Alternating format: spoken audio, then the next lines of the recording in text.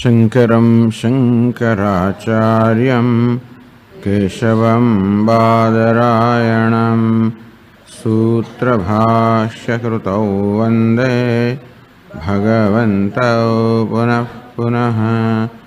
ईश्वरो गुरुरात्मेति मूर्तिभेदविभागिने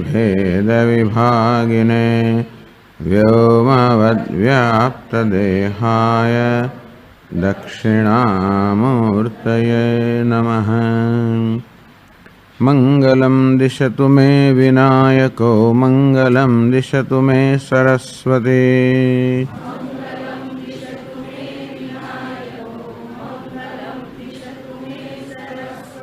मंगलं दिशतु मे महेश्वरी मंगलं दिशतु मे सदाशिवः।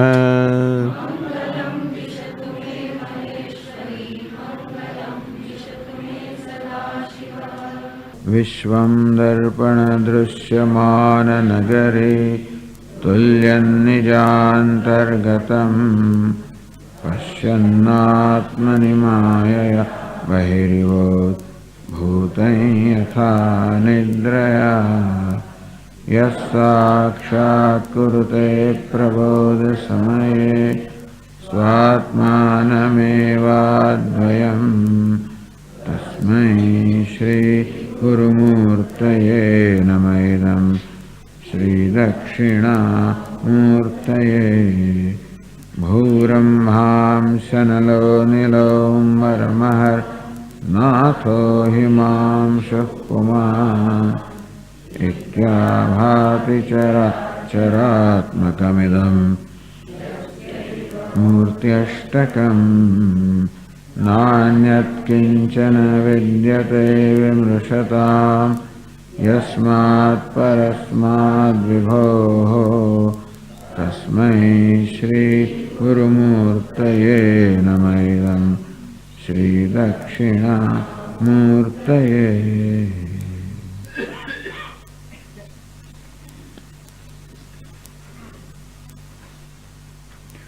समनस्कमिदं योगी सेवमान उपासनम अष्टांग योग युक्त सन अमनस्कम सगच्छति। तो समनस्कम उपासनम सेवमानः योगी इदम समनस्कम उपासनम सेवमानः योगी। आ मन सहितनी अथवा तो मन द्वारा थती उपासनाનું સેવન કરનાર યોગી अर्थात आ प्रकारना योगમાં નિરત अष्टांग योग युक्त सन। वળી પાતંજલ સૂત્રમાં અષ્ટ અંગ કહેવામાં આવ્યા એવા યોગના 8 અંગ સહિત અર્થાત એના સેવન સહિત જ્યારે યોગી આ સમનસ્ક અર્થાત મનના ઉપયોગ વાળી કે મન જેમાં વ્યાપ્ત છે તેવી મનમાં થતી આ ઉપાસનાનું સેવન કરનાર અમનસ્કમ અમનસ્ક અર્થાત મન જે પર છે એવા પરમાત્માને પ્રાપ્ત કરે છે। અર્થાત સગુણ બ્રહ્મની ઉપાસનાથી નિર્ગુણ બ્રહ્મના પ્રસાદ દ્વારા અંતમાં એ નિર્ગુણ બ્રહ્મના સાથે ऐक्य प्राप्त करे છે। તો અષ્ટાંગ યોગ એનો નિર્દેશ કરવામાં આવ્યો। प्रसंगोपात वार्तिकार अष्टांग योगनी पण वात करेले छे। तो चालो 173 पानो फरी 21 અને 22 श्लोक नो આપણે पाठ करिए। मनः प्रसादः सन्तोषः मौनमिन्द्रिय निग्रहः दया दाक्षिण्यमास्तिक्यम् आर्जवं मार्दवं क्षमा भावशुद्धिरहिंसा च ब्रह्मचर्यं स्मृतिर्धृतिः इत्येवमादयोऽन्ये च मनस्साध्यायमास्मृताः।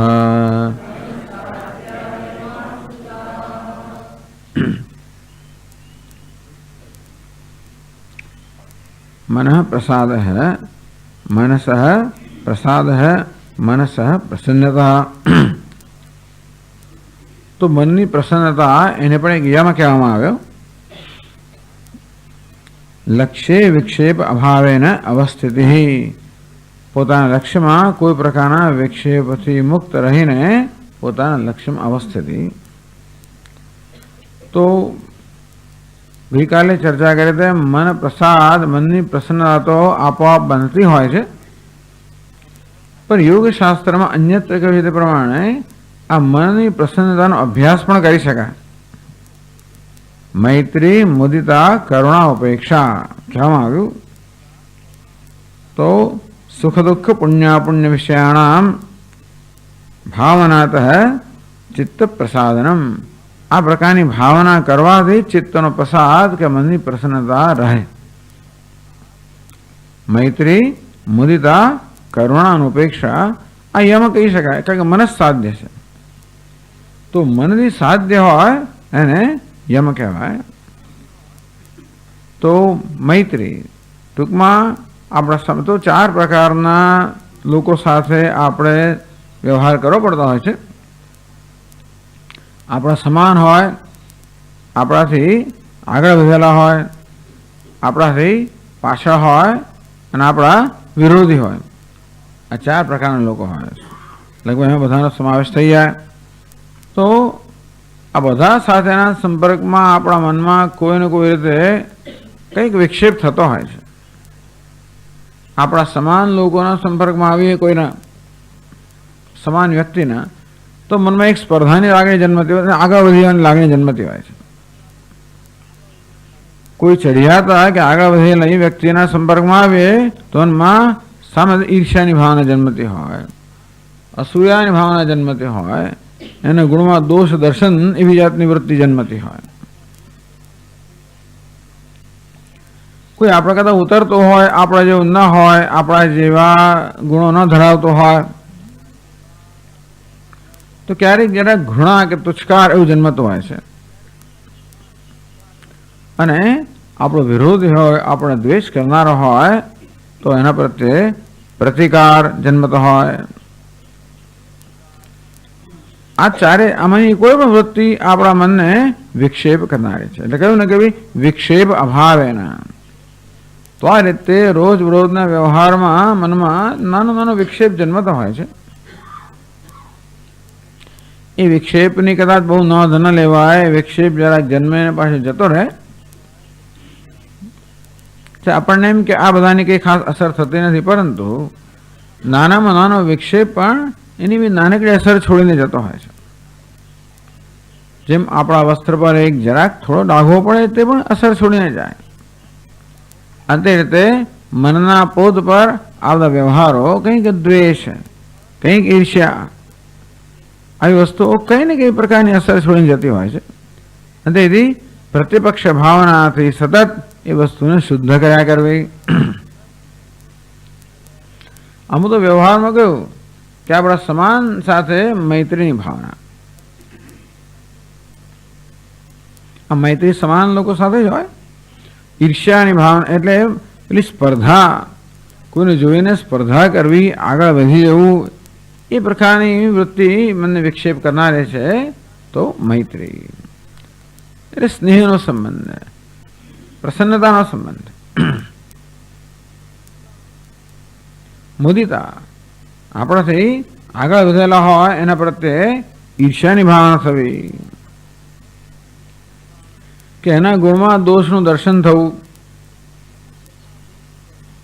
આ મનમાં બળતરા થાય એટલે પછી કોઈના ગુણને સહન ના કરી શકીએ, એટલે પછી એ ગુણને કોઈક રીતે આપણી જાત વિશે સંતોષ મારવા માટે આ બીજાના ગુણમાં દોષ જોવાની વૃત્તિ હોય છે. તે આપણને લાગે બધા સરખા જ છે, આપણા જેવા જ છે, એવું પણ એક સંતોષ છે.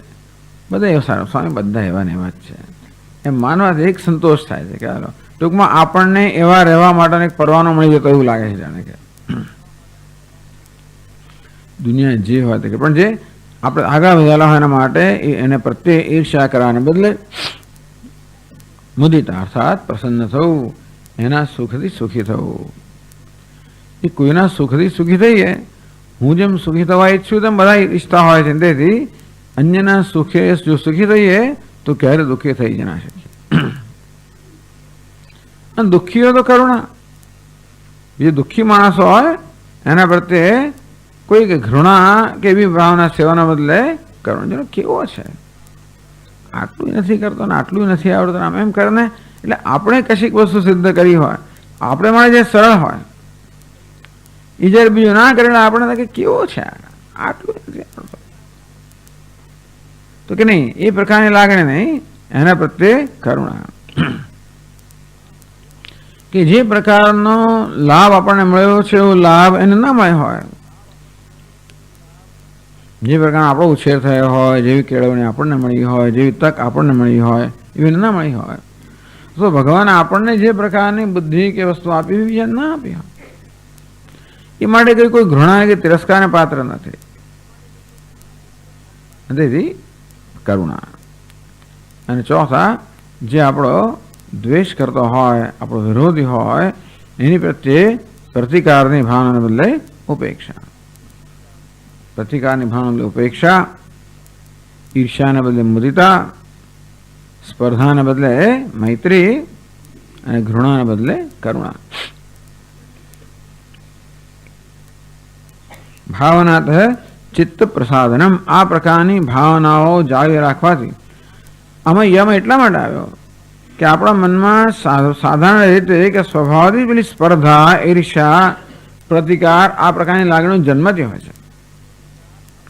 એનું નિયંત્રણ કરવું યમ. એવી લાગણીનું નિયંત્રણ કેમ કરવું?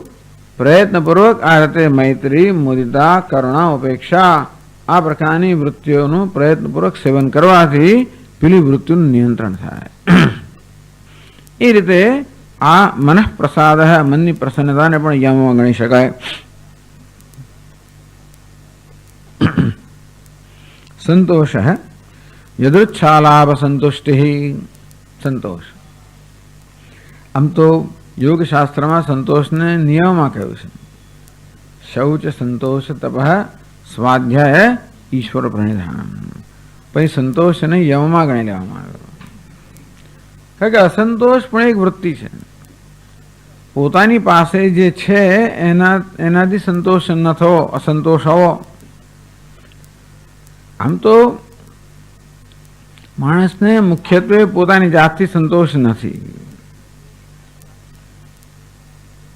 એનું કારણ પોતાના વિશે અલ્પતાની લાગે, અસ્મિતા. અવિદ્યામાંથી અસ્મિતા જન્મી, એક વ્યક્તિત્વની ભાવના લાગણી જન્મી, અને તેથી અપૂર્ણતાની, અધૂરપની લાગણી જન્મી. એને કારણે મૂળ તો માણસને પોતાના પ્રત્યેથી અસંતોષ છે. હવે સંબંધ નથી પડતી કે અસંતોષ એને કારણે છે, એટલે માની લેવામાં આવ્યું છે કે આ દુનિયા અને કારણે અસંતોષ છે. દુનિયા જો બધી રીતે મને અનુકૂળ બને તો મને અસંતોષનું કારણ નથી. તેથી કોઈક રીતે મારી આસપાસને હું અનુકૂળ બનાવવા ઈચ્છું છું. એ અનુકૂળતાની વ્યાખ્યા બદલાતી હોવાના કારણે સામાન્ય રીતે જે છે એનાથી સંતોષ, એને અનુકૂળ ગણવામાં ના આવે. અને તેથી જે છે એને હંમેશા બદલવાની કોઈને કોઈ પ્રકારની ઈચ્છા. તો એ યદૃચ્છાલાભ સંતુષ્ટ, જે કંઈ યદોચ્છા ઈશ્વર ઈચ્છાથી પ્રાપ્ત થાય એ સંતોષ. એટલે એ પર્યાપ્ત છે. બસ એ પ્રકારની એક વૃત્તિ, એ પ્રકારની ભાવના જે છે એટલે પોતાના પ્રયત્ન છે. યલ લભસે નિજ કર્મોપાત્તમ વિત્તમ તેન વિનોદે ચિત્તમ. સંતોષનો અર્થ એવું ના કરે. આમ તો દુનિયામાં સંતોષના શબ્દ વાપરીએ એટલે તરત વિરોધ જ થાય કે સ્વામી સંતોષ રાખીએ તો દુનિયા પછી આપણે જીવનનો વિકાસ કેમ કરી શકીએ, ઉન્નતિ કેમ કરી શકીએ વગેરે. એવો સંતોષ નહીં જે આપણને પ્રયત્નમાંથી મુક્ત રાખે. પણ એવો પ્રયત્ન ભલે કરીએ પણ કોઈ વસ્તુનો તિરસ્કાર કરે નહીં, કોઈ વસ્તુથી એટલે એની, પરંતુ વસ્તુનો આદરપૂર્વક સ્વીકાર નામ સંતોષ છે. જે છે એ કરનાર ઈશ્વર છે, એના માટે જે છે પર્યાપ્ત છે. ટૂંકમાં પોતાની ઈચ્છાઓને બદલ્યા કરવી. ઈચ્છા એટલે વર્તમાનમાં જે છે પર્યાપ્ત નથી માટે એને બદલવાની ઈચ્છા, અને તેને બદલે જે છે પર્યાપ્ત છે એમ કરીને પોતાના મનમાં પરિવર્તન લાવો. જેમાં મનસ્સાધ્ય, આ રીતે જે છે એ પર્યાપ્ત છે. ઓછું છે, વધારે તો કોઈ પ્રશ્ન છે નહીં, પણ ઓછું હોય. અને મનને એમ પણ એવું છે ને કે મન બિચારું ધનમાંથી સંતોષ શોધે, સત્તામાંથી સંતોષ શોધે, સન્માનમાંથી સંતોષ શોધે. આ બધી વસ્તુઓમાં ખરેખર મને સંતોષ આપવાની ક્ષમતા છે કે અસંતોષ બીજી જગ્યાએ છે. આ બધા કોઈ વસ્તુઓ મારી પાસે ધન સંપત્તિ પૂરતા ન હોય એ ખરેખર અસંતોષનું કારણ નથી. અસંતોષનું કારણ હું પોતે જ છું.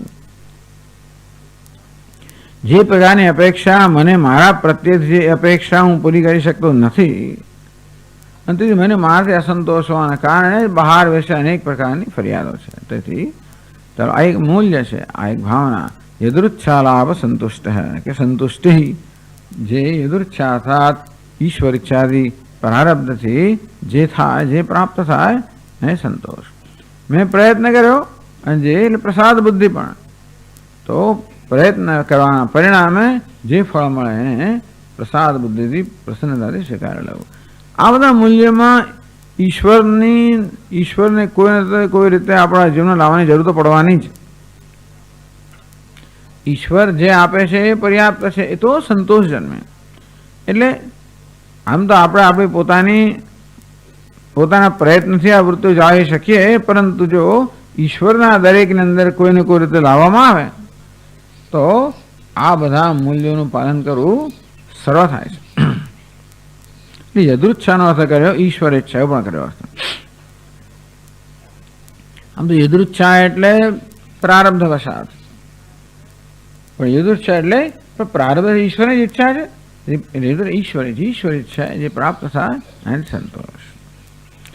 આ બધાનો હેતુ એ છે કે છેવટે આપણું મન અનેક પ્રકારના વિક્ષેપોમાંથી મુક્ત રહે, અને તો જ મન પછી પોતાનું જે ધ્યેય છે એ ધ્યેયમાં ચિત્ત લગાવી શકે, એકાગ્ર રહી શકે. મન પ્રસાદ સંતોષ મૌનમ. મૌન પણ એક યમ છે. વૃથા વાગ ઉત્સર્જન ત્યાગ, ન તો વૃથા વાક્યમ સમુચ્ચારિતા. એટલે કોઈ કારણ વગર બોલવાનો એક આવેગ અંદર હોય છે. મૌનની આવશ્યકતા કોને પડે? જેને બોલ્યા વગર ન ચાલતું હોય. આમ ઘણી વાર અંદરથી એક પ્રકારનો એક આવેગ આવે. બીજા બે વાત કરતા તો પણ આપણે આમ વચ્ચે પડવાનું થઈ જાય, અંદર આપણે કંઈ કહેવાની જરૂર પડે.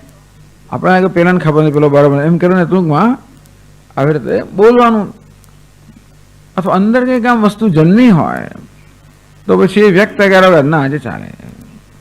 આપણા મનમાં કંઈ લાગણી જન્મી હોય એને વ્યક્ત કરવી જ પડે. લાગણી વ્યક્ત કરવાનો વાંધો નથી, પણ કઈ જગ્યાએ વ્યક્ત કરી છે મહત્વનું રહેતું હોય છે.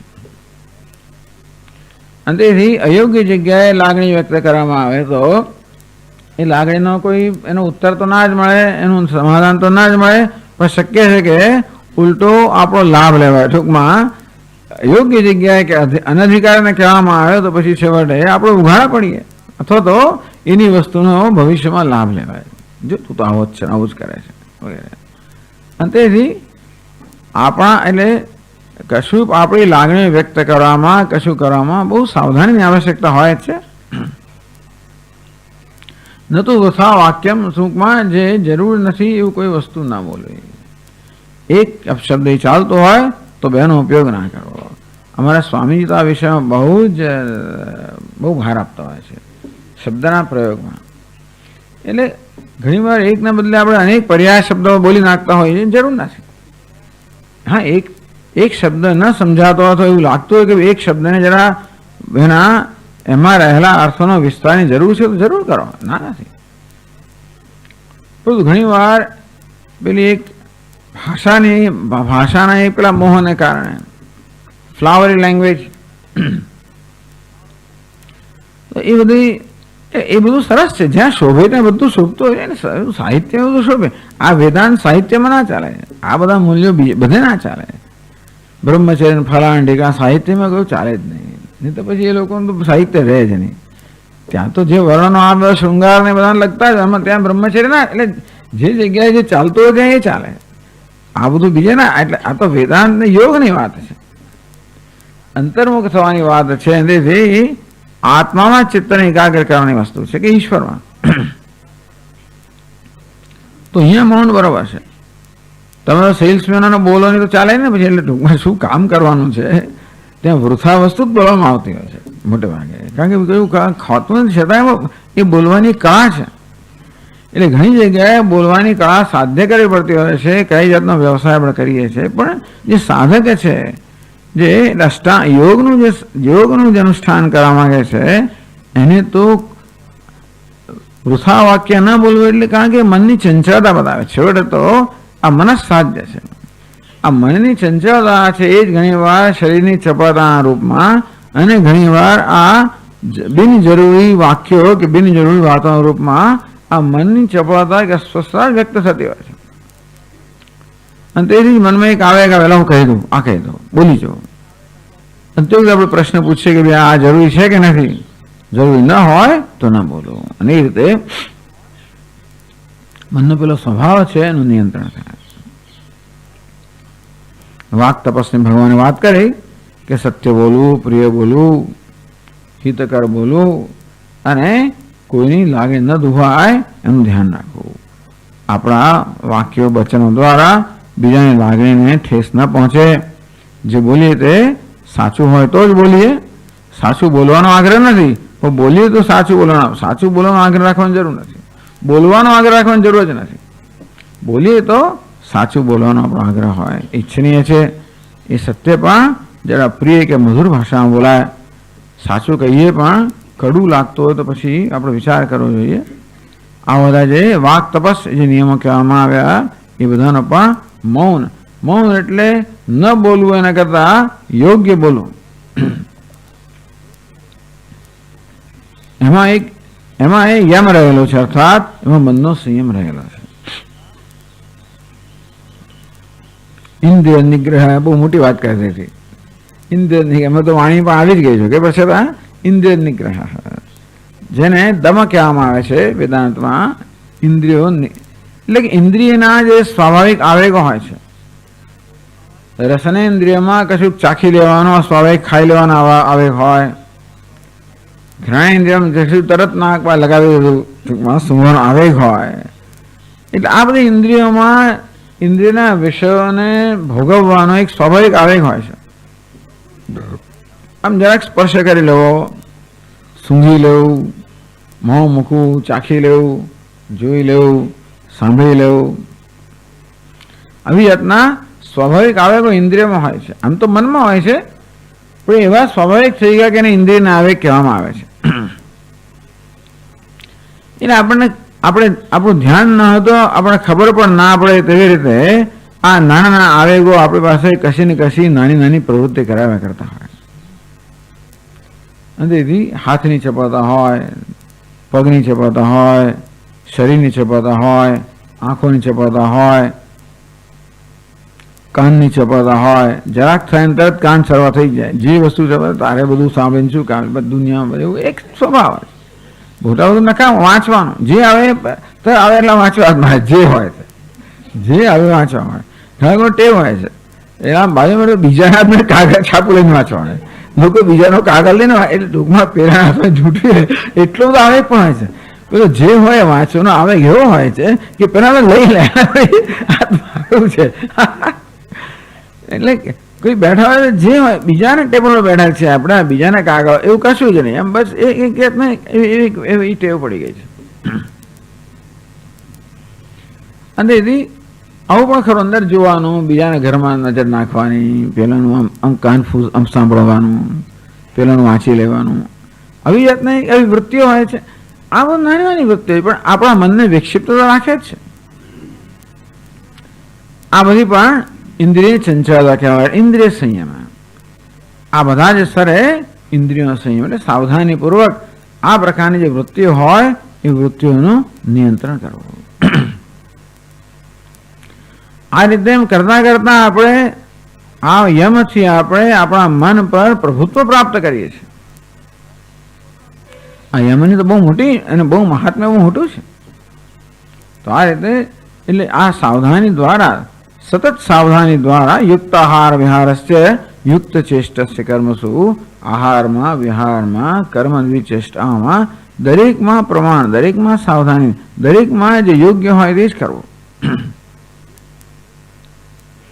ઇન્દ્રિય નિગ્રહ એટલા ઇન્દ્રિયો જે છે એની સ્વાભાવિક ચપળતા જે હોય છે એને ધ્યાનમાં લેવી અને ધીમે ધીમે એટલે એ મનની ચપળતા હોય છે જે ઇન્દ્રિયોની ચપળતા દ્વારા વ્યક્ત થતી હોય છે, પરંતુ ઇન્દ્રિયની ચપળતા દ્વારા જે મનની ચપળતા વ્યક્ત થાય છે એનો નિરોધ કરવો. આ બધું છેવટે આ બધું ચિત્તવૃત્તિ નિરોધમાં પરિણમવાનું છે. આ યમથી પણ આ પ્રકારની વૃત્તિનો નિરોધ થઈ રહ્યો છે. જે નકારાત્મક વૃત્તિઓ છે એનો નિરોધ થઈ રહ્યો છે. દયા ભૂતદ્રોહ અકર્ણમ એટલે તો એ નિરોધ થયો. આ લોકો પ્રત્યે દ્રોહ એ પણ એક વૃત્તિ છે. દયા એટલે શું કરવું કરતા શું ન કરવા, યમમાં શું ન કરવો મહત્વનું છે. આમ તો દયા એટલે કરુણા કે સહાનુભૂતિને દયા કહેવામાં આવે, એ કરવાનું આવ્યું. આમાં શું દયા નથી શું કરું, ભૂતદ્રોહ અકર્ણમ એટલે બીજા પ્રત્યે સ્વાભાવિક દ્રોહ થઈ જતો હોય, કશી વસ્તુ ન ગમતી હોય. જેમ પેલું કૂતરાને ભૂતકાળ અનુભવ થઈ ગયો હોય, એનું બચ્ચું કશું ધારો કોઈ ગાડી વેચીને આવી ગયું હોય તો પેલું જેવી કાર જોઈ તરત દોડવા માંડે, તરત ભસવા માંડે. એટલે ભૂતકાળના એવા અનુભવોને કારણે મનમાં દ્રોહ જન્મ્યા હોય છે. અમુક વાર વ્યક્તિઓ મળે દ્રોહ, જે કે કૂતરું કરડી ગયું તો કૂતરા મળે દ્રોહ, ધારો કે એવું થઈ ગયું હોય. એ જે કંઈ ભૂતકાળ અનુભવ થયા હોય જેને કારણે આપણને મનમાં દ્વેષ જન્મ્યો હોય, મનમાં દ્વેષ જન્મેલો હોય છે, ઘણો રોષ મનમાં ભરેલો હોય છે. ભૂતકાળમાં આપણને એવું લાગ્યું કે આપણો અન્યાય થયેલો છે, આપણને જાણીને દુઃખ પહોંચાડવામાં આવ્યું છે, આપણી દ્રષ્ટિએ આવું કરવામાં આવ્યું હોય આપણને. એવું હોય કે ના જુદી વાત છે, પણ સ્વામીજી મહારાજ કહે કે ધીસ ઇઝ ચાઇલ્ડ્સ પરસેપ્શન.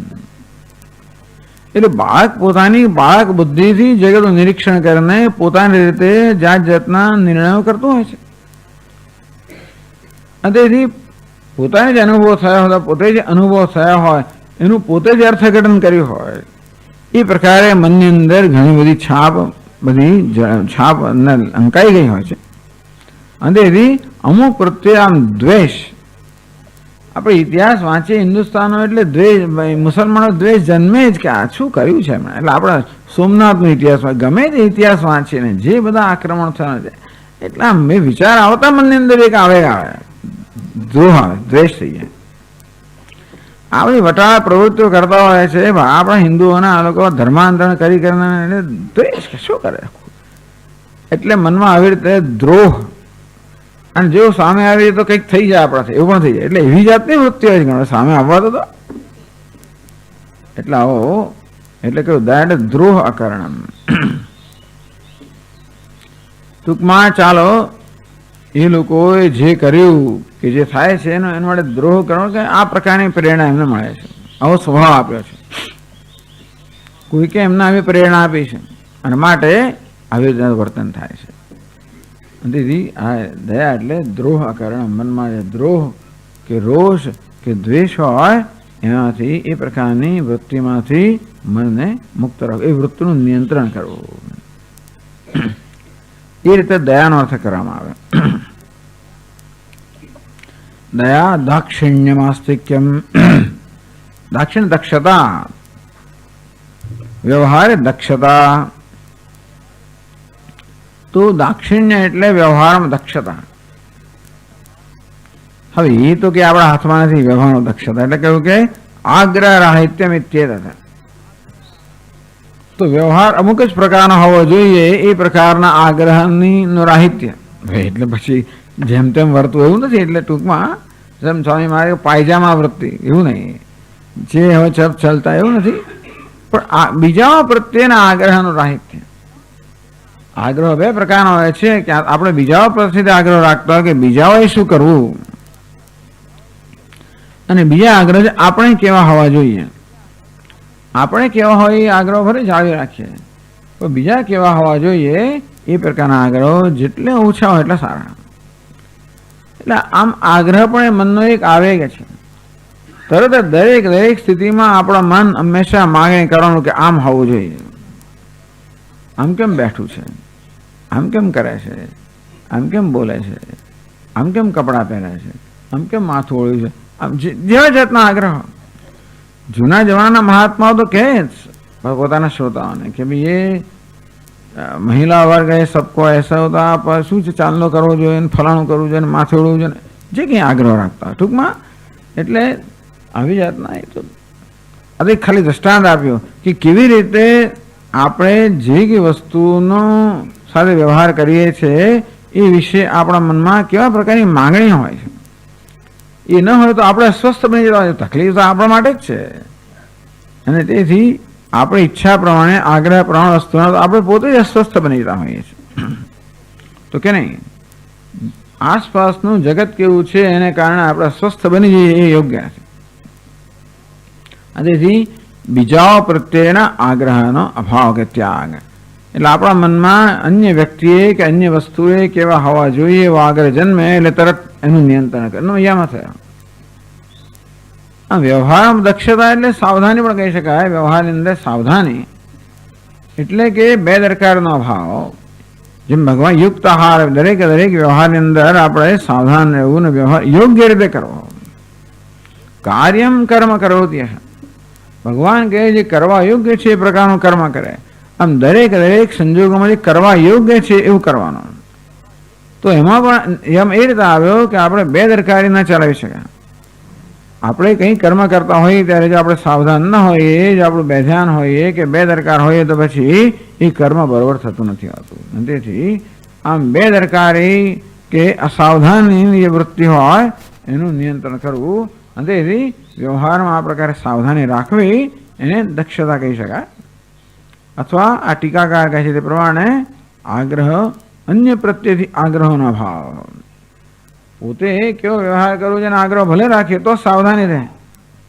એટલે પોતાના વિશેનો આગ્રહ હોય તો સાવધાની રહે, અને બીજા વિશેનો આગ્રહ આપણે છોડીએ તો મનમાં વિક્ષેપથી આપણે મુક્ત રહી શકીએ. એટલા યમમાં છેવટે તો જે વસ્તુ આપણા મનને વિક્ષિપ્ત કરનારી છે એ પ્રકારની વસ્તુઓ છોડવાની છે. આગ્રહમાં થાય છે શું કે આપણે રાખીએ આગ્રહ આપણે અને પૂરો કરવાનો હોય બીજા. એટલે આપણે જે વસ્તુનું નિયંત્રણ કરી શકતા હોઈએ એના વિશે આગ્રહ રાખીએ તો સમજી શકાય છે. આપણે આપણા વર્તનનું નિયંત્રણ કરી શકતા હોઈએ છીએ એના વિશે આગ્રહ રાખીએ તો બરાબર છે. પણ જે વસ્તુ આપણા કાબુમાં નથી એના વિશે આગ્રહ રાખો એ કોઈ રીતે ડાપણ ભર્યું તો નથી છે. અથવા હંમેશા હું કહું છું તે પ્રમાણે આગ્રહ રાખીએ તો પણ આગ્રહ પૂરો થાય એવો આગ્રહ તો ન જ રાખવો. એટલે કે આપણો આગ્રહ પૂરો ન થાય એ પ્રકારની તૈયારી રાખવી. પણ આ યોગી માટે તો આગ્રહ રાખવો જ નહીં. આ બધી યોગ આ પછી દરેક વસ્તુ વ્યવહારમાં એવી દરેકનું વ્યવહારિક મૂલ્ય ના જો. વ્યવહારમાં આ મૂલ્યો કામ તો લાગે જ છે, પણ છતાં ખાસ કરીને યોગ એટલે એવો માણસ જે સામાન્ય રીતે આ બધા વ્યવહારની ધમાલમાંથી મુક્ત થયેલો છે, એનું કોઈ વ્યવહારિક ધ્યેય નથી. હવે જેના જીવનમાં આધ્યાત્મિક ધ્યેય જે છે તેથી જેને વ્યવહારિક ધ્યેય નથી એટલા માટે આ બધી વસ્તુઓ પરવડે, બાકી ઘણી વસ્તુ પરવડે નહીં. વ્યવહારમાં અમુક વસ્તુઓ આપણે સિદ્ધ કરવાની હોય, આપણને એક ધ્યેય આપેલું હોય નોકરી કરતા એ સિદ્ધ કરવી, આ બધી વસ્તુ ના પરવડે. પરંતુ આપણી જવાબદારી આપણે અદા કરવાની હોય એમાં પણ ઘણી વસ્તુ આપણને પરવડે નહીં. પણ જેને જવાબદારી છે નહીં, જેને જવાબદારી પોતાના માટે છે, એટલે ઋણાની ત્રીને અપાકૃત્ય મનોમોક્ષે નિવેશે, તો બીજા બધા ઋણ હવે ફેડી દીધા છે. અને તેથી હવે જેની જવાબદારી માત્ર પોતાના માટે જ છે એને માટે આ બધા નિયમો યમ તો ખાસ મહત્વના છે. એ સિવાય વ્યવહારમાં બધા યમ બહુ ઉપયોગી તો છે. દાક્ષિણ્યમ આસ્તિક્ય,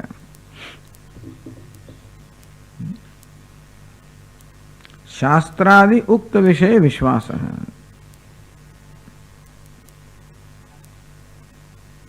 શાસ્ત્રાદિ ઉક્ત આપણે કંઈક શાસ્ત્રાદિ એટલે શાસ્ત્ર, ગુરુ અને ઈશ્વર એવું માની લઈએ આપણે. શાસ્ત્રમાં, ગુરુમાં અને ઈશ્વરમાં વિશ્વાસ, નામ છે આસ્તિક્ય બુદ્ધિ. આ પણ મનની એક વૃત્તિ છે. આપણી બુદ્ધિ જ્યારે આપણી બુદ્ધિને અનુકૂળ કશું ના આવે તો તરત આપણી બુદ્ધિ વિરોધ કરે.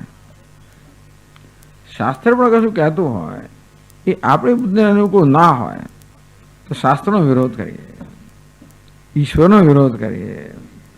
ઈશ્વર પણ આપણી અપેક્ષા પ્રમાણે ન કરતો હોય કે ઈશ્વરે શું કરવું જોઈતું હતું અને ના કરે ઈશ્વર, તો ઈશ્વરનો વિરોધ થાય. શાસ્ત્ર પણ આપણી સમજ પ્રમાણે કે આપણી બુદ્ધિ આપણા આગ્રહો પ્રમાણે શાસ્ત્ર પણ જો ન ચાલતું હોય તો શાસ્ત્રનો વિરોધ થાય. આપણા આગ્રહ હોય, મૂલ્યો હોય, આપણે નક્કી કરેલું છે ને કઈ વસ્તુ કેવી હોવી જોઈએ વગેરે, હવે એ શાસ્ત્ર એને માન્યતા ના આપે તો શાસ્ત્રનો વિરોધ થાય, ઈશ્વરનો વિરોધ થાય, ગુરુનો વિરોધ થાય.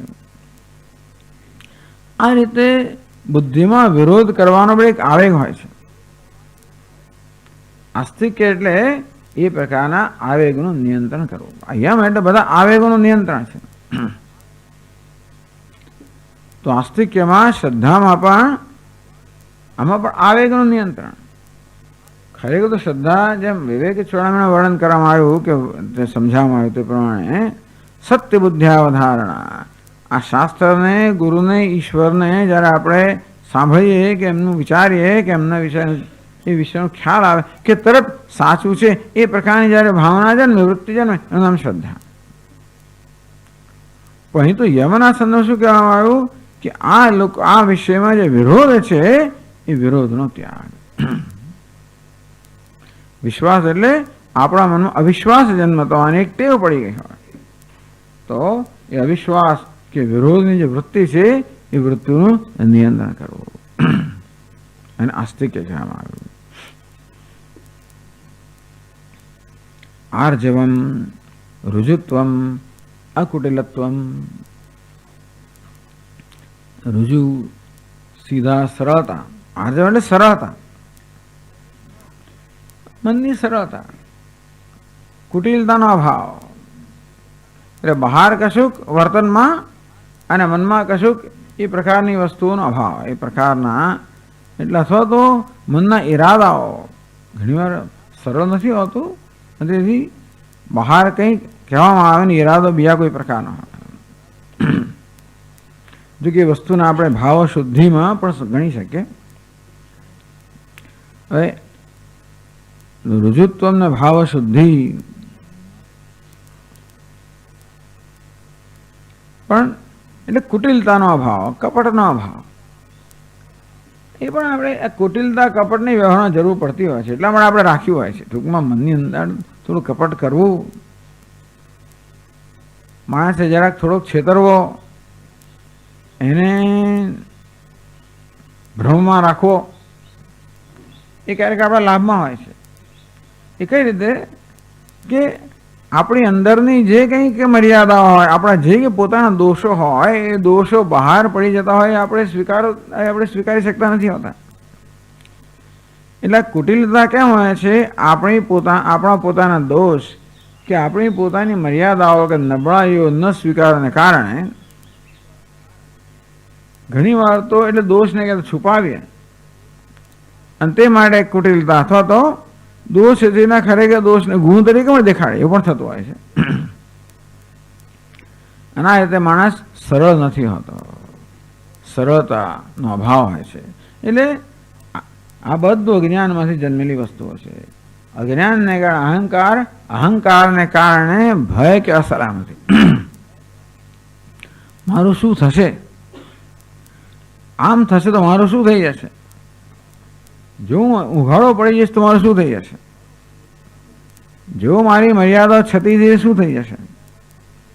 એને કારણે ઘણીવાર આપણી ભાવનાઓ શુદ્ધ ના હોય અથવા ઘણીવાર કુટિલતાનો અર્થ એ છે કે બસ આવું કપટ કરવાની અંદર રમત રમવાની ટેવ જ પડી ગઈ હોય. દરેક સંજોગોનો ઉપયોગ કેવી રીતે પોતાની રીતે કરવો, દરેકને કેવી રીતે મચડવું જેથી દરેક વસ્તુ પોતાને લાભદાયી થાય, આવી જાતની ગણતરીઓ પણ થતી હોય છે પછી. આમ દરેક વસ્તુને એમાંથી પોતાને લાભ મેળવવો.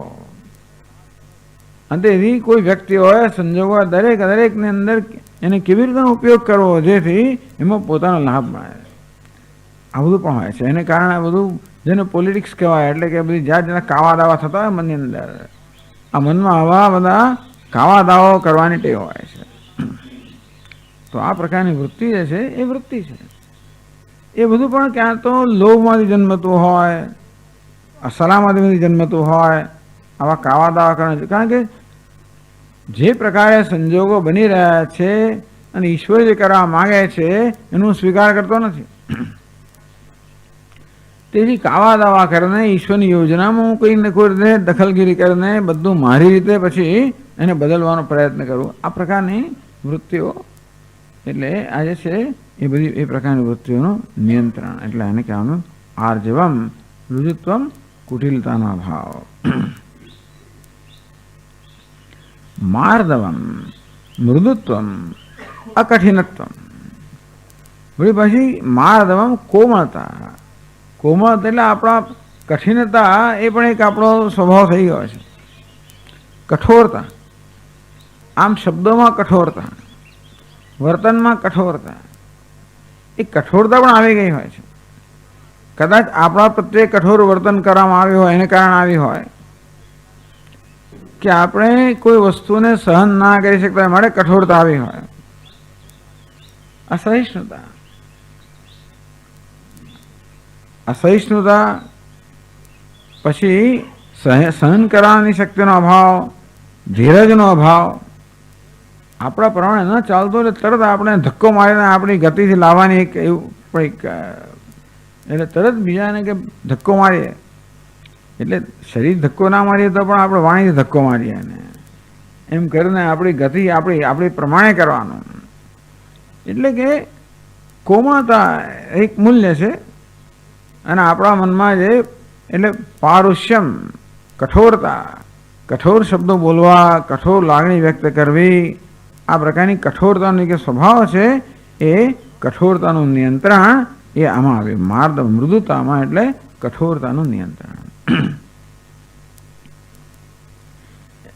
એ પણ ઘણીવાર દ્વેષને કારણે થતું હોય, ઘણીવાર અસહિષ્ણુતાને કારણે થતું હોય, ઘણીવાર એટલે એમાં ઈર્ષ્યા ઘણીવાર, દ્વેષ તો ઘણીવાર હોય છે. કઠોરતાની અંદર દ્વેષ ઘણીવાર રહેલો હોય છે. એ દ્વેષની અભિવ્યક્તિ આ કઠોરતામાં થતી હોય. અને કોઈકને કેવી રીતે એના સ્થાને મૂકવો. ટૂંકમાં ઘણીવાર શું થતું હોય,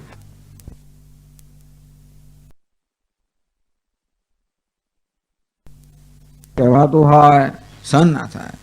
અને તેથી બીજા પ્રકારની હિંસા થતી હોય છે. પણ અહિંસા શબ્દ તો બહુ વ્યાપક છે. એકે મૂલ્યની જરૂર નથી. ખરેખર તો અહિંસા બોલ્યા એટલે અંદર બધું આવી જ ગયું.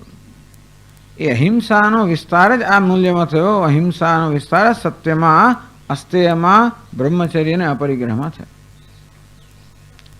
અને એ અહિંસાનો વિસ્તાર આ બધા છેવટે આ બધા મૂલ્યમાં થાય છે. કારણ કે જ્યારે જ્યારે કોઈ પણ પ્રકારનું આવેગાત્મક વર્તન થાય, અસત્ય વર્તન થાય, જૂઠાણું થાય, ત્યારે કોઈ હિંસા થતી હોય છે. ટૂંકમાં આપણે કોઈનો હક છે છીનવી લેતા હોઈએ છીએ.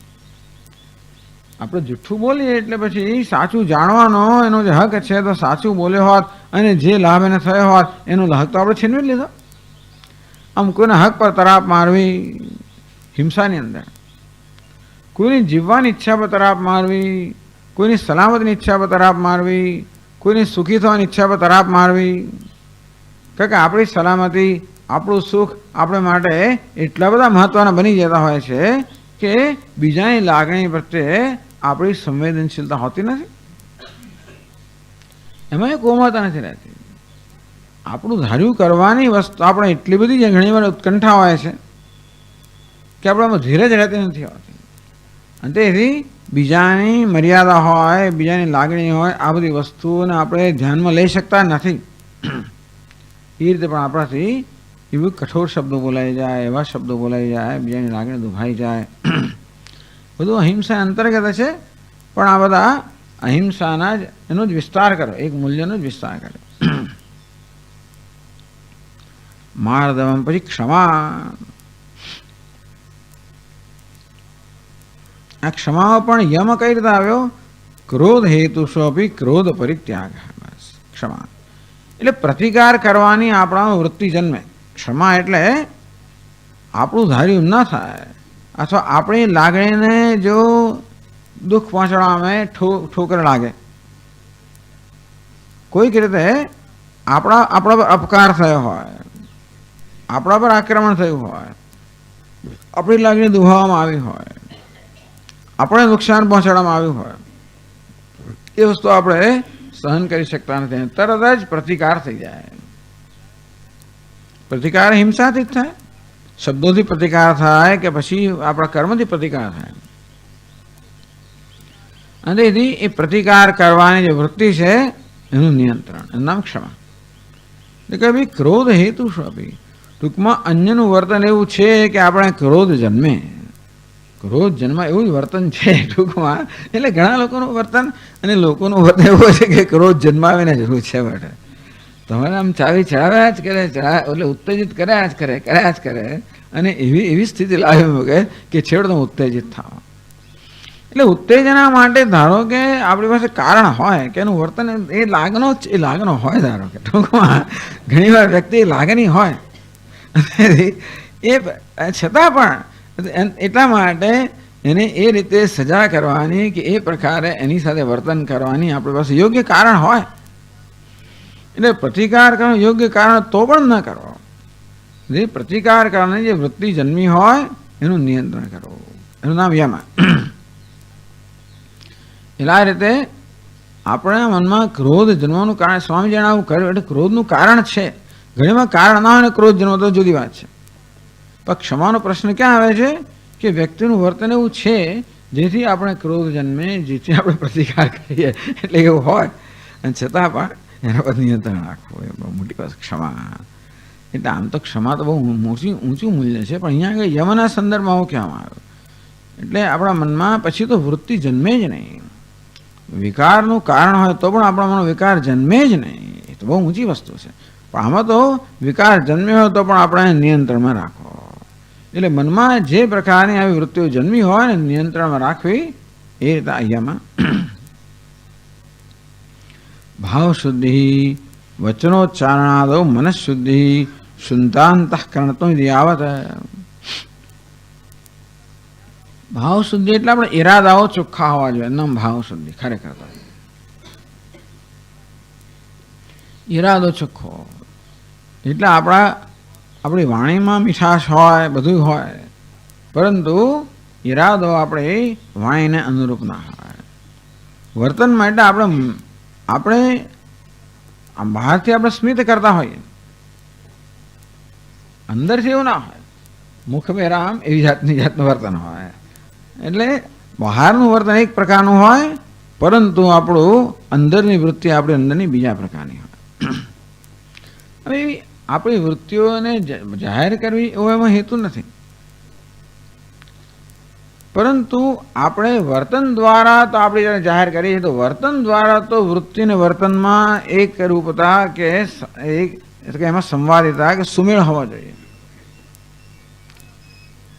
તો બહાર આપણે સ્મિત કરતા હોઈએ અને અંદર પછી આપણે રોષ જાળવતા હોઈએ,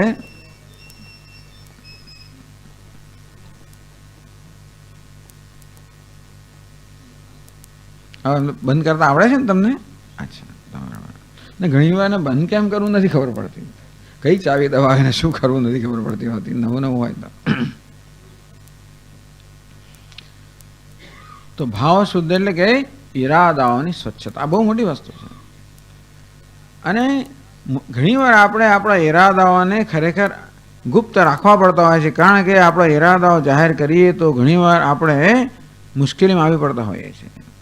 ક્યાં તો આપણો લાભ લેવાતો હોય, અથવા તો આપણા પર આક્રમણ થતું હોય, અથવા તો આપણી હાંસી થતી હોય, આપણે અંદરની વસ્તુ બહાર પડી જાય તો આપણી હાંસી, અથવા તો સામેથી આક્રમણ થાય કે તો કોઈના આક્રમણના ભોગ બનતા હોઈએ, કોઈ હાંસી પાત્ર થતા હોઈએ, અથવા તો કોઈક રીતે આપણી છાપ છે એ છાપ પર અસર થતી હોય. ખરેખર આપણો ઈરાદો બહાર પડી જાય તો લોકો આવું અંદરથી આવું વિચારે ટૂંકમાં, અને એને કારણે આપણે ઈરાદો છુપાવવા પડતા હોય છે. ભલે છુપાવો, પરંતુ વર્તન એક પ્રકારનું અને ઈરાદો એના કરતાં વિરુદ્ધ.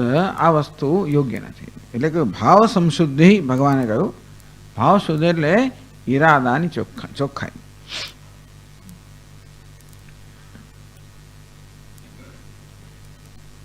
એટલે લખીએ પ્રિય મિત્ર, અંદરથી આપણે એનો દ્વેષ કરતા હોઈએ એટલે પછી ઈરાદાની ચોખ્ખાઈ ના થાય. ટૂંકમાં સ્વામીજી કહે કે જે લખો એ પ્રમાણે અંદર ભાવના હોવી જોઈએ, જે બોલો એ પ્રમાણે હોવું જોઈએ, નહીં તો ના બોલો. હસો તો અંદરથી પ્રેમ હોવો જોઈએ તો હસવું સારું, અથવા એ છેવટે ભાવના તો હોવી જ જોઈએ. ભલે કદાચ આપણને પ્રેમ ના જન્મતો હોય કે સ્નેહ કંઈ ના જન્મે એવું બને, છતાંય પણ એ પ્રકારની ભાવના હોય કે મને પ્રેમ કે સ્નેહ હોવો જોઈએ, એવી ભાવના તો હોય તો વાત બરાબર છે. ઘણીવાર શું છે, આમ તો યોગ્ય વસ્તુ એ છે કે મનમાં જે પ્રકારની ભાવના હોય એ પ્રકારનું બહાર વર્તન હોય, પણ હંમેશા શક્ય નથી બનતું. કે આપણે આપણી ભાવનાઓ પર નિયંત્રણ કરી શકતા નથી. ઈચ્છીએ આપણે કે આપણાનો પ્રેમ હોય, પણ પ્રેમ જન્મતો નથી, કરુણા જન્મતી નથી. તો કંઈ વાંધો નહીં, પ્રેમ હોત તો કયા પ્રકારનું વર્તન કરે, કે કરુણા હોય તો કયા પ્રકારનું વર્તન કરે, એ પ્રકારનું વર્તન એ આપણી ભાવના બતાવે છે. અને તેથી ભાવનાથી પ્રેરાને વર્તન, કે સ્વામી કહે છે પ્રમાણે આપણે પ્રયત્નપૂર્વક વર્તન કરીએ તો એ પ્રકારની ભાવના જન્મે પણ ખરી. નમસ્કાર એ વર્તન છે, એની પાછળની આપણી ભાવના એવી હોય કે ભાઈ ચાલો મારા મનમાં એવી જાતનો ધારો કે પૂજ્ય ભાવ ન હોય છતાં નમસ્કાર કરું, એવી ભાવનાથી કે કાળે કરીને પૂજ્ય ભાવ જન્મે. તો રોષ જાળવી રાખું એટલે મારા રોષને હું ખરેખર સમર્થન આપીને નમસ્કાર કરતો, એનો અર્થ એ થયો કે આ ભાવની શુદ્ધિ નથી. પણ મનમાં એવી જાતની ભાવના ન પણ હોય છતાં એવું મૂલ્ય હોય અને એ પ્રકારે આપણે વર્તન કરતા હોય તો બરાબર છે. ફિઝિકલાઇઝિંગ ધ એટીટ્યુડ, આપણી મનમાં જે ભાવના હોય એને આપણે બહાર એક કર્મનું રૂપ આપીએ તો કાળે કરીને એ પ્રકારની ભાવના જન્મે. એટલે ભાવ શુદ્ધિ. ટૂંકમાં આ હિન્દુસ્તાનના લોકો માટે તો આ બધી બહુ આપણા માટે બહુ જરૂરી છે, કારણ કે આપણે અંદર કંઈક ને બહાર કંઈક બહુ સામાન્ય હોય છે. એટલા જ માટે કે આપણી ભાવનાઓ વ્યક્ત કરવાની હિંમત આપણામાં હોતી નથી. એટલે મનમાં ન ગમતો હોય તો બોલીએ નહીં, કહીએ નહીં, બસ આપણે ચૂપ રહીએ અથવા કડવા ઘૂંટડા ગળી જઈએ. એને આપણે તિતિક્ષા કે સહનશીલતા કહીએ, પણ એ સહનશીલતા નથી. અંદરથી રોષ આપણે જાળવી રાખીએ અને બહારથી ન બોલીએ એને સહનશીલતા ખરેખર ના કહેવાય. એ દ્રષ્ટિએ પશ્ચિમના દેશમાં તો કહી જ દે, એ કે મૂલ્ય નથી, એ પણ બરાબર નથી, છતાં પોતાની લાગણી વ્યક્ત કરી દે. એમ કરવાથી સામેનાને કેવી ઠેસ પહોંચે એનો વિચાર ના કરે મારે, એ બરાબર નથી. એ ખાલી બીજાને સારું લગાડવા માટે આપણા મનમાં લાગે ના હોય તો એવું કહ્યા કરવું એ બરાબર નથી. અને આપણી લાગણી આવી છે માટે બીજાની લાગણીનો વિચાર કર્યા વગર બોલી એ બરાબર નથી. તેથી આપણા મનમાં સદભાવનાઓ હોય એ પ્રકારનું મૂલ્ય હોય અને એ સદભાવનાઓને અનુરૂપ વર્તન હોય જેથી એ વર્તન દ્વારા કાળે કરીને સદભાવના જન્મે. અહિંસા હવે છે અમારે અનેકવાની એક છે અહિંસા. પરપીડા વર્જનમ, બીજાને પીડા કરવાની વૃત્તિ જન્મે તો એમાંથી મુક્ત રહેવું.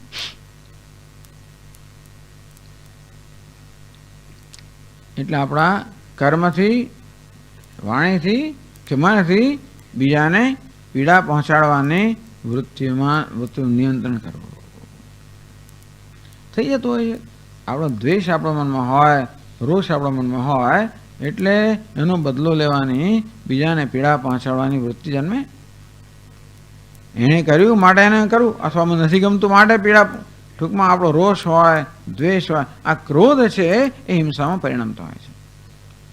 એટલે કે અહિંસાનું પાલન કરવા માટે જે આપણો ક્રોધ છે એ ક્રોધની વૃત્તિને આપણે કાબૂમાં રાખવી જ પડે. ક્રોધ કહો, દ્વેષ કહો, રોષ કહો, આવી વૃત્તિઓમાં જે વશ થઈએ તો આપણું વર્તન હિંસાત્મક થવાનું. અર્થાત આપણા વર્તનથી કે શબ્દોથી આપણે કોઈને લાગણી દુભાવવાના કે એમને ઈજા કરવાના. તેથી અહિંસાનું પાલન કરવા માટે આપણા દ્વેષ કે ક્રોધ આ બધી વૃત્તિઓ છે એને નિયંત્રણમાં રાખવી પડે, તો જ આપણે હિંસાથી મુક્ત રહી શકીએ. એ રીતે અહિંસામાં પણ આ મનનું નિયંત્રણ આવ્યું. બ્રહ્મચર્ય એ પછી ચાનું જ આવ્યું. પછી એટલે એ તો આવ્યો અહિંસા, સત્યને પછી પેલી બાજુ મૂકવામાં આવ્યો છે.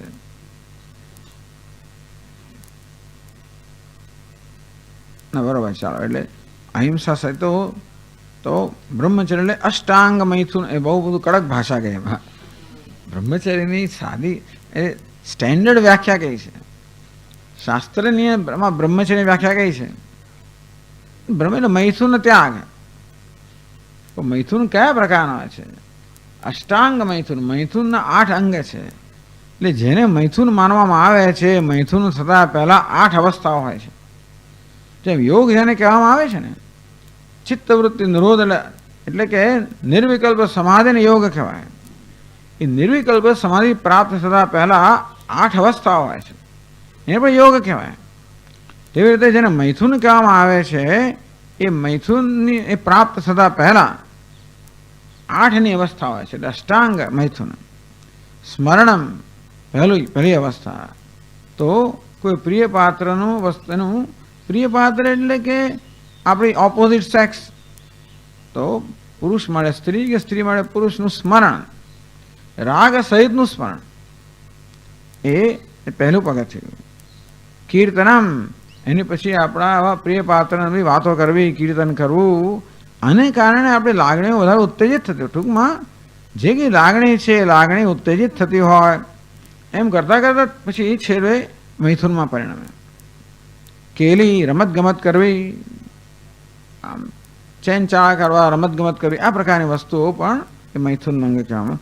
પ્રેક્ષણમ, નજર કરવી. ગુહ્ય ભાષણમ, એકાંતમાં ભાષણ કરવું.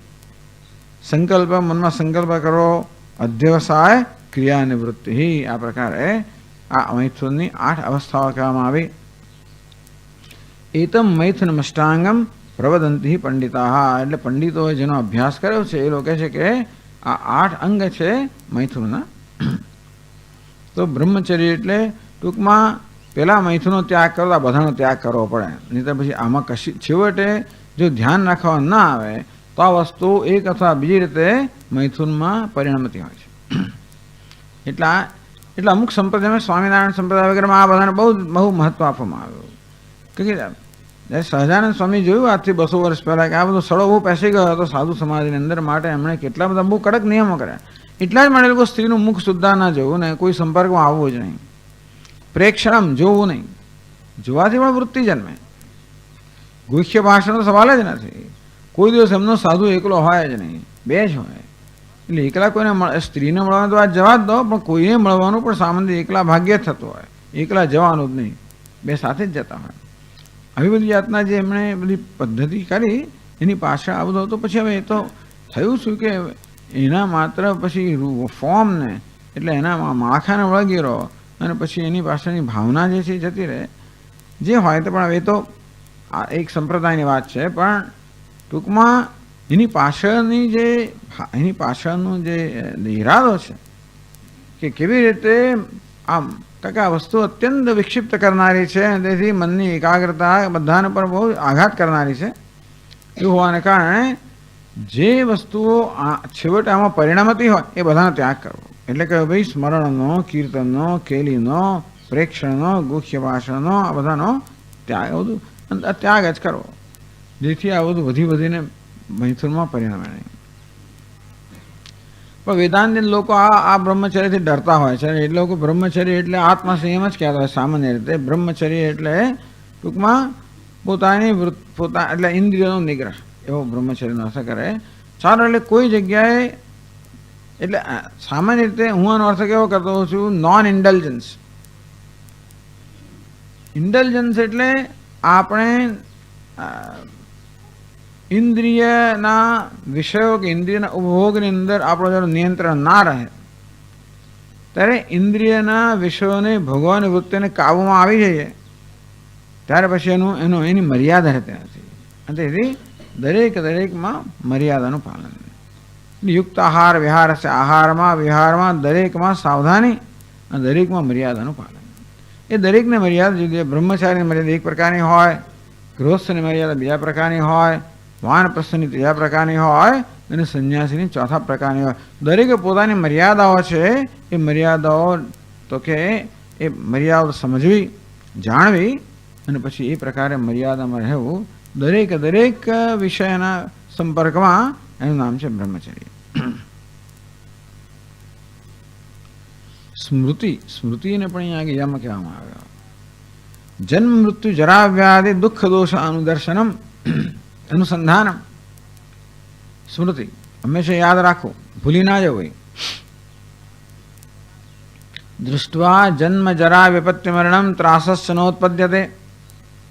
દુનિયાભરમાં જન્મ, વૃદ્ધાવસ્થા, મૃત્યુ, રોગ, વ્યાધિ આ ચારે જોઈએ છતાં પણ કોઈ ત્રાસ, ભય જન્મતો જ નથી. ટૂંકમાં આમાંની એકેય વસ્તુ મને થાય એવું થતું જ નથી. અને તેથી સ્મૃતિ કે આ બધું ભાઈ જેમ સ્વામીજી મહારાજ કહે ને કે આપણે હોસ્પિટલ કોઈને મળવા જઈએ ઇમરજન્સીમાં, હું પણ અહીંયા હોઈ શકું, શક્ય છે. ચાલો પછી તમે કહેશો કે જો આવું વિચાર સ્વામી તો આવું થશે તમને, એટલે પછી એવું વિચારશો નહીં પાછા.